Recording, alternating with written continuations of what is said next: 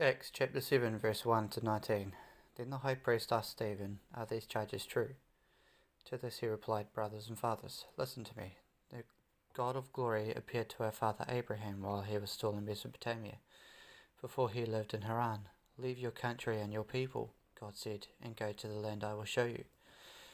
So he left the land of the Chaldeans and settled in Haran.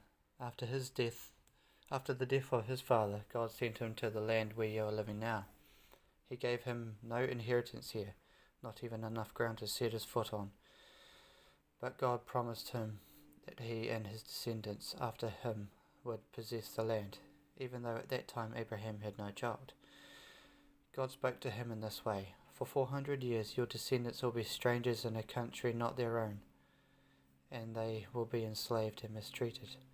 But I will punish the nations they serve as slaves,' God said, 'and afterward they would come out of that country and worship me in this place.'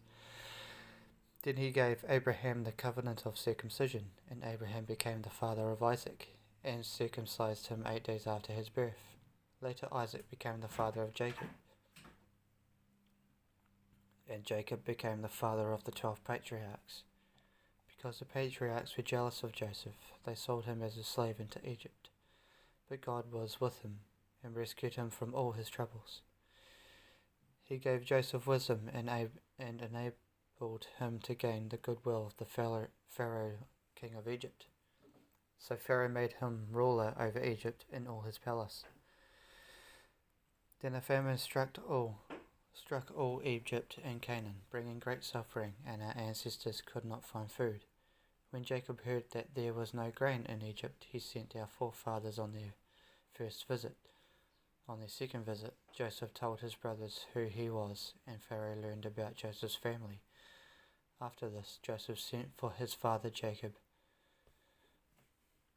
and his whole family, 75 in all. Then Jacob went down to Egypt, where he and our ancestors died. Their bodies were brought back to Shechem and placed in the tomb that Abraham had brought from the sons of Hamor at Shechem for a certain sum of money. At the time drew near for God to fulfill his promise to Abraham, the number of our people in Egypt had greatly increased.